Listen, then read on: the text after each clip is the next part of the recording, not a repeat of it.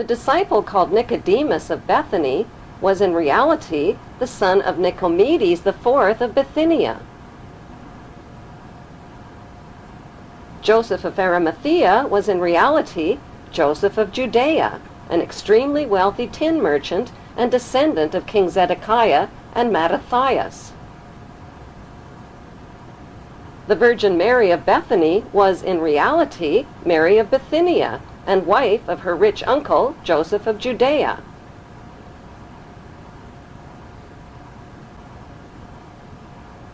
Mary Magdalene, Jesus of Nazareth, Thomas, and James were the wealthy royal offspring of Hebrew-Egyptian Ptolemy queen Cleopatra VII.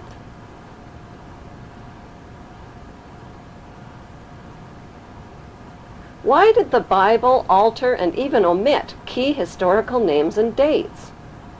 To cover up the real Hebrew identities of the royal ruling families of Egypt and the Holy Roman Empire, whose secret religion was and still is the cult of Amun. Why in the world did first-century Jews living at the time of Jesus threaten to punish by death anyone who dared to copy, sculpt, or draw the face of Jesus and his graven image? What were they afraid of? Were they afraid perhaps he might be recognized for who he really was?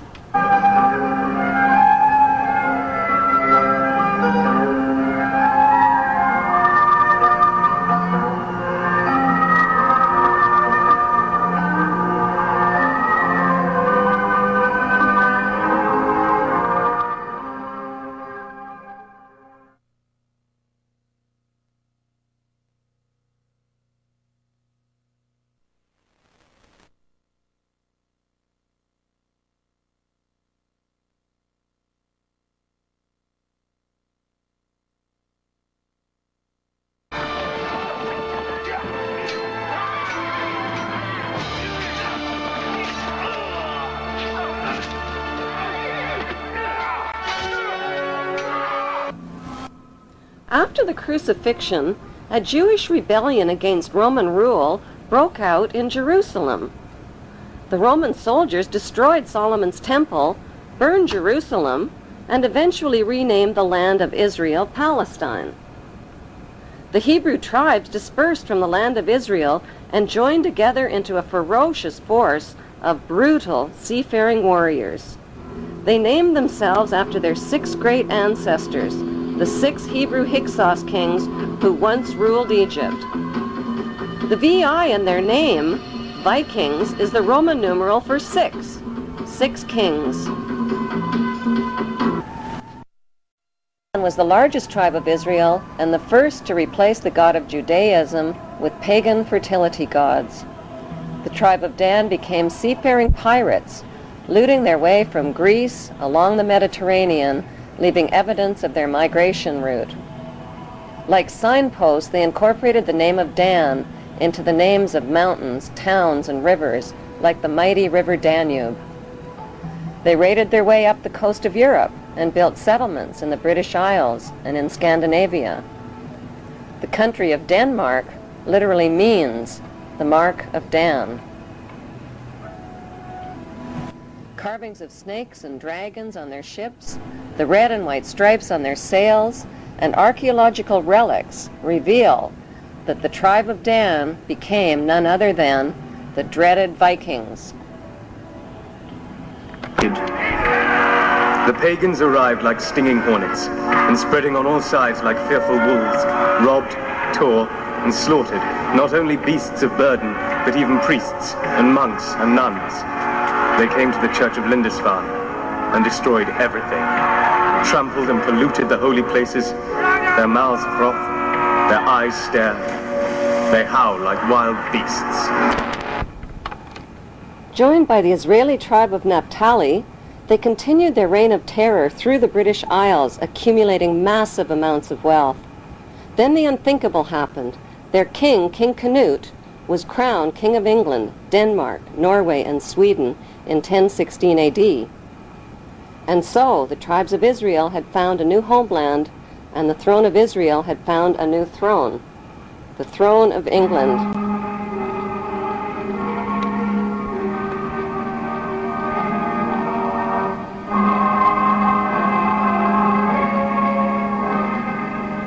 Danish royalty from the tribe of Dan intermarried and became related to almost all of the monarchies of Europe, including Queen Elizabeth of England. The bloodline of the tribe of Dan was firmly established in royal power circles. A unique Viking genetic disease called Dubitraz contracture, causing tightening of the tendons in the hand, give it a claw-like appearance. U.S. President Ronald Reagan and British Prime Minister Margaret Thatcher contracted the Viking genetic disease and are believed to be descendants of the Vikings, and thus descendants of the tribe of Dan.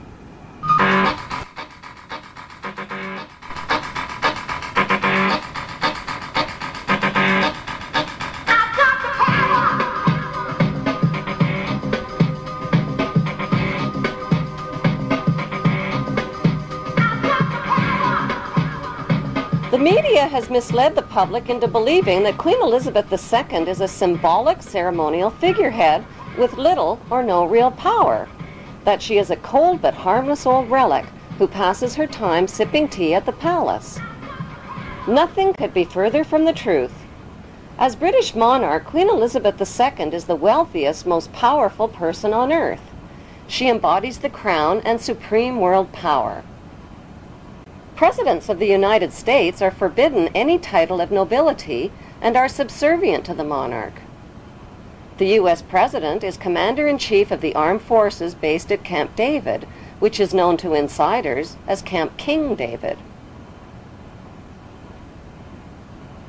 Prime Ministers in Commonwealth nations like Canada and Australia are also subservient representatives of the British King or Queen.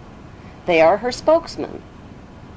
The Governor-Generals of the Queen's Commonwealth nations represent and exercise the Queen's power on her behalf. What the general public doesn't realize is that their leaders are only representatives of the monarch and do not possess the power. They exercise the power. They do not reign, they rule.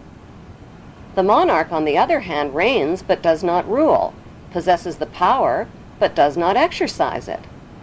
By delegating her powers instead of exercising her powers, the Queen is left safely outside and above the conflicts and divisions of the political process. She is protected from becoming a target of political hostilities.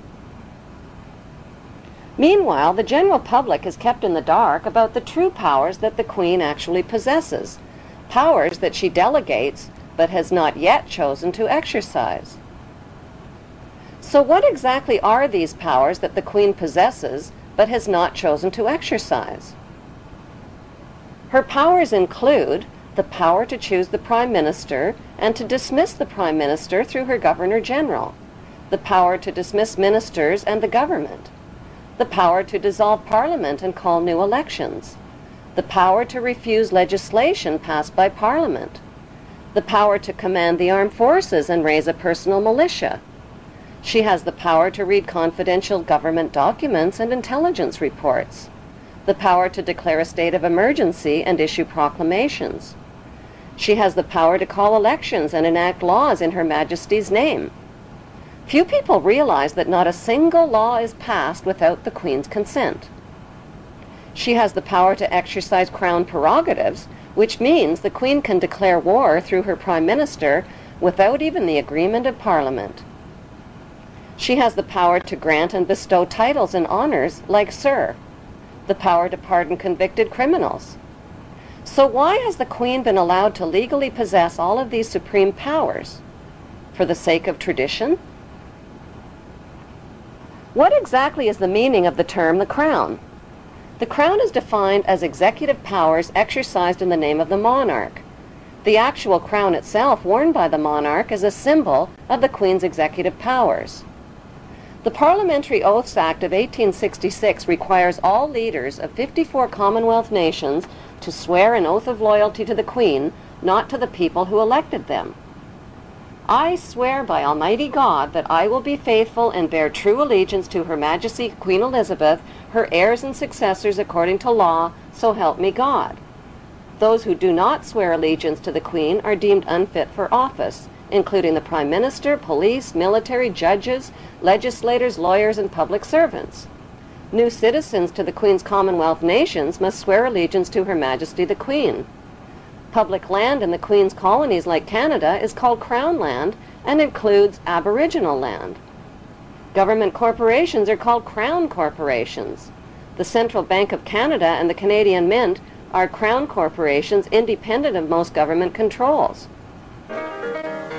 Neither Canada nor Australia, two huge and independent countries in their own right, has dispensed with her services as their head of state. Forms, stationery, and printing are printed by the Queen's printer. Canadian warships are